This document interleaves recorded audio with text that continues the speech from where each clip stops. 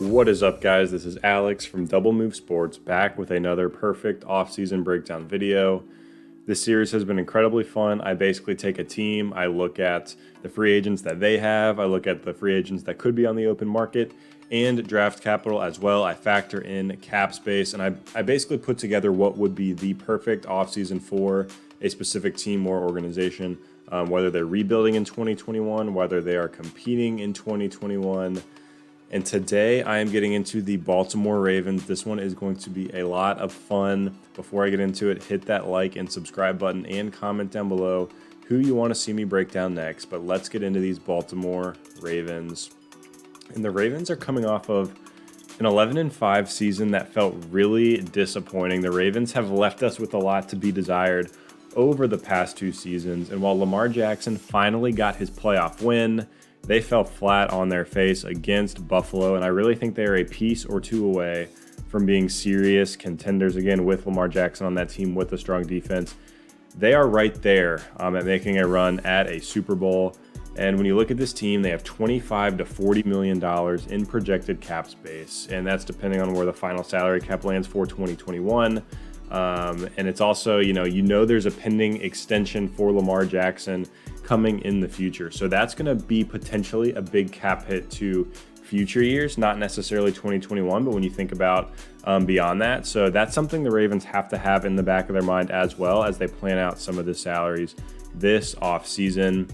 But with that being said, I want to go ahead and get into this roster. And with that 25 to 40 million in cap space, the first thing you want to do is look at guys to cut on this Ravens team. How can we create and facilitate some more cap space? The Ravens have already gotten that done. They moved on from Mark Ingram earlier this offseason. That saves them $5 million in cap space. So that should give them a lot of flexibility moving forward. Outside of that, there's not a whole lot of names on this list.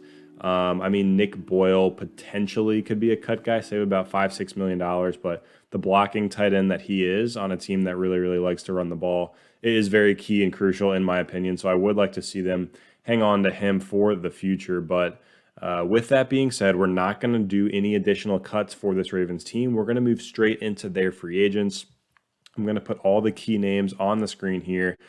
You got Matt Judon, Yannick Ngakoue, Willie Snead, Derek Wolfe, Matt Skura, Anthony Levine, DJ Fluker, Gus Edwards, Pernell McPhee, and Tyus Bowser. So a very, very long list of key contributors on this Ravens team that are going to be free agents with that $25 to $40 million. You're not going to be able to bring back all these guys, especially with some of those pass rushers that are going to command bigger contracts. And you got to remember, we're going to want to make some moves in the open market of free agency as well for this Ravens team. So one by one, we'll go down this list and kind of break down who we're going to bring back, who we're going to let go. And the first name on this list is Matt Judon. And with all of the free agents you have here on the defensive side of the ball, I think Judon needs to be let go after playing on the franchise tag last season. He's obviously a beast. He's been a staple for this Ravens defense, but his price tag is just going to be too high moving forward. So this one hurts. It's definitely going to hurt this defense a bit. But Matt Judon, the price tag is going to be too high. They have other needs they can fill, and I think there's options to replace Judon on this defense. No, they're not going to play at as high of a level as Judon has played for the Ravens, but just weighing out everything that this Ravens team needs, Judon, unfortunately, has to be let go here. Moving down the list to Yannick Ngakoue. This is the guy I want to see them keep. This is the pass rusher I want to see them keep on this defense. They made a trade to go get this guy last season. It makes sense to keep him around. He's dynamic. He's young. He's going to be able to get after the passer, and he's going to be key for this Ravens defense moving forward. So I would like to see them bring back Ngakoue on a long-term deal. That's obviously going to eat up a lot of that 25 to 40 million in cap space. In this scenario, we're obviously going to assume the high side of the cap space so we can have a ton of flexibility in these moves. But Ngakoue, I'm going to say will be back, or at least I would like to see him back in this perfect scenario for Baltimore. Moving down the list, we'll get to some quicker names here. Willie Snead, we're going to let him go. They need to upgrade the wide receiver position. I don't think it makes sense to bring him back. Derek Wolfe at defensive tackle. He was a solid producer last season. He helped in stopping the run. He shouldn't demand a very big contract, so he could be a very, very cheap deal to continue to bolster some depth on this Ravens defense on that interior D-line. Matt Skura, he was rough last year. I mean, average at best, I think, is a compliment for the way Matt Skura played last season. He could barely snap the ball. you got to let him go and find a replacement at the center position. We obviously saw some struggles at the center spot as well with Skura's backup in that playoff game. So that's a position the Ravens are definitely going to need to address. The guard spot as well is a place that they're going to need to address this offseason, but we'll get into that a little bit later. Moving down the list to Anthony Levine, this is going to be another guy on a small deal that they can bring back as a key special teams contributor. I think it just makes sense to bring him back as a leader of that special teams unit, someone who is contributing for this Ravens team. Going to be an incredibly small contract, not going to cost you too much there. So that's an easy one. And then DJ Fluker, he can play guard, he can play tackle. I think you let him go and you address the offensive line in the draft. We need some cap flexibility here with some of the splash signings I want to do later on. We already are going to bring back Ngakoue, and the Ravens are still going to be in a pinch from a cap perspective. So we got to let some of these guys go. DJ Fluker, he's not like a must bring back on the line. I think we can find some younger, cheaper options there, even though Fluker wouldn't cost, an incredible amount himself. But we're going to let Fluker go in this scenario. Couple more names here. I know we're trucking through these pretty quickly. Gus Edwards. This is a guy you bring back. He's a great 1-2 punch with J.K. Dobbins. He should be brought back on a small deal. Obviously you let Mark Ingram go. I think this is going to be the J.K. Dobbins, Gus Edwards show moving forward, and he's not going to cost you too much. So he's a great north and south runner, great scheme fit for this Ravens offense. That is a no-brainer to me with Gus Edwards. Last two guys here, two outside linebackers, Pernell McPhee and Tyus Bowser. Pernell McPhee, we're going to let him go. He was a solid veteran rotational contributor on the defense. We're going to draft a younger linebacker to replace that role on a smaller contract later on. And then with Tyus Bowser, you got to bring back Tyus Bowser if you let Judon go. He's a very versatile linebacker. He is going to be that Judon replacement, or at least try to fill that void, that gap. And he's had decent production when given the opportunity. So in an increased role, I would be really interested to see what Tyus Bowser could do for this defense. So really quickly, we just broke down a lot there. Let's flash the guys that we're going to re-sign, the guys we're going to let go. First, for the guys we're going to let go, Matt Judon. That one hurts, but we are going to have to let him go because of his price tag.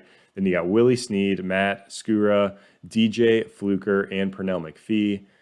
Now for the guys we're going to bring back. We're going to bring back Yannick Ngakoue, Derek Wolfe, Anthony Levine, Gus Edwards, and Tyus Bowser for this Ravens team.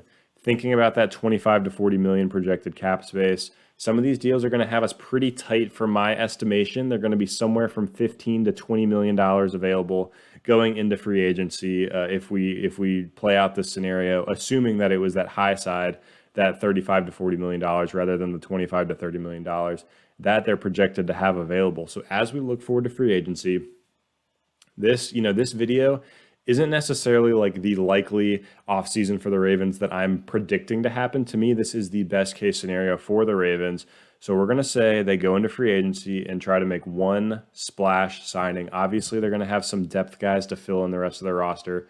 But the one splash signing I want to see the Ravens make is at the wide receiver spot. Lamar Jackson needs an alpha wide receiver one to slide into this offense. They have Mark Andrews, they have Hollywood Brown, they have really good pieces, but they need that true number one guy. And this is an offseason where they could have the opportunity to go get one. The free agent class could be ridiculous. You've got Chris Godwin, Kenny Golladay, Allen Robinson, Juju Smith-Schuster, all potentially hitting the open market. You got some veterans too, like AJ Green, Marvin Jones, T.Y. Hilton as well. You got a guy like Curtis Samuel, who had a really good breakout season last year, who could be a free agent. So they're going to have some options to sign at the wide receiver spot, and that's a position of need for them. So that really works out well. And in this scenario, we are going to go Kenny Golladay. And I know what you're probably thinking. The cap is tight. How are we going to get all these guys? How are we going to bring all those guys back and sign Golladay? Well, based on the projected cap hits for the guys we brought back in free agency plus Kenny Golladay, according to Spotrac, that's my go-to for essentially all salary cap information, all free agency information. It's a fantastic website with a lot of data, and they basically do a market value projection of what kind of contract they think some of these guys are going to get. So with Kenny Golladay in this scenario, they are just going to squeeze in under that $40 million that we laid out earlier as the high side of the projected cap space. So yes, it's going to be tight, but Kenny Golladay gives them that big body wide receiver one that they need, that guy that can stretch the field, that guy that's a red zone target, and he would be a huge lift for this offense, a huge lift for Lamar Jackson. And if they get Kenny Golladay, they're going to add a whole new dimension to this offense with the running game that they already have that I don't know can be stopped as we look forward. So Kenny Golladay is the big signing in free agency. And last but not least, we're going to move on to the draft. This is where we're going to address that offensive line, the other big area of need for the Baltimore Ravens. And the Ravens have decent draft capital. They have round 1, pick 24, round 2, pick 56. They don't have a round 3 pick this year, but they also have pick 123 in round 4 that we're going to break down. They have some picks in rounds 5 through 7. We're not going to quite get that deep. Yes, they could hit on some guys late. Every year you have a couple day 3 picks that really hit. We could get there in round 4 in this breakdown, though, with a day 3 pick. But we'll see what the Ravens end up doing later on in the draft. But for the purpose of this video, for the key contributors, we're just going to talk rounds 1 through 4. And with the 24th pick in round 1, we're finally going to start digging into this offensive line. The pick here is going to be Elijah Vera-Tucker, offensive lineman out of USC. This is a guy that can play guard, he can play tackle, and he is one of the better offensive line prospects in this draft, and he gives the Ravens the versatility and flexibility they need. They obviously need help at the guard spot. But at tackle, they seem set right now with Orlando Brown Jr. and Ronnie Stanley, but you never know what is going to happen. There's injuries that happen and things like that. So getting a guy that's versatile is always a plus. They can start him out at guard in his rookie season on this Ravens offense, and he's going to be a huge lift. I mean, they really struggled at the guard spot, at the center spot last season on the interior of that offensive line. So picking up Elijah Vera-Tucker, getting a really solid run blocker on the interior would be huge for this Ravens team, with obviously the power run scheme and the read option that they love to run in Baltimore. And with round 2, we're going to continue to address the offensive line. We're going to go with Trey Hill, center out of Georgia. They just need to keep stockpiling young talent on the offensive line. Obviously, we let Matt Skura go earlier in this video in free agency. So Hill is the pick here. He has the size to perform against some of these big NFL interior defensive linemen, and he can move fairly well on top of that. So Trey Hill is the pick from Georgia at the center spot. And then we don't have a round 3 pick for Baltimore. So in round 4, pick 123. This is a little bit deeper, but we're going to go with an outside linebacker, D'Angelo Malone out of WKU. And they do need some rotational depth at the linebacker spot after we let Pernell McPhee, Matt Judon go in free agency. So Malone's a guy who can come in. He doesn't need to start right away, but he can definitely play a rotational role, give them a lift when they need it. He was a playmaker, a dynamic playmaker at Western Kentucky. Obviously, we're going to need to see what he can do in the NFL compared to Conference USA. But D'Angelo Malone is a guy who I think can come in and make some spark plays for this Ravens team as he continues to develop in his NFL career. So really quickly, let's just recap these draft selections. In round 1, you got Elijah Vera-Tucker, offensive lineman out of USC. In round 2, Trey Hill, center out of Georgia. And in round 4, D'Angelo Malone out of WKU. But that is going to do it for the draft. That's going to do it for all the moves we're going to make for this Ravens team. Before we sign off, I want to recap everything we broke down here today, starting all the way back in free agency with the guys we let go. We're letting go of Matt Judon, Willie Snead, Matt Skura, DJ Fluker, and Pernell McPhee. Now we'll get into the moves that we made, the guys we're bringing into Baltimore in this perfect offseason scenario. We got Yannick Ngakoue, Derek Wolfe, Anthony Levine, Gus Edwards, and Tyus Bowser, who we are going to re-sign. In free agency, the big splash signing is going to be Kenny Golladay, wide receiver from the Detroit Lions. And then in the draft, we bring in Elijah Vera-Tucker, Trey Hill, and D'Angelo Malone. So that is going to do it for today's breakdown.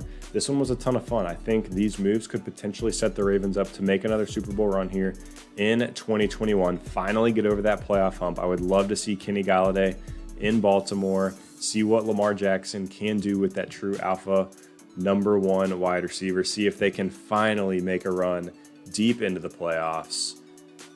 But guys, this has been incredibly fun. Drop in the comments below the things that you would do differently, the things that you liked, that you think I hit on. Also, I want to see what teams I should break down next. As always, hit that like and subscribe button as well, and we'll see you next time.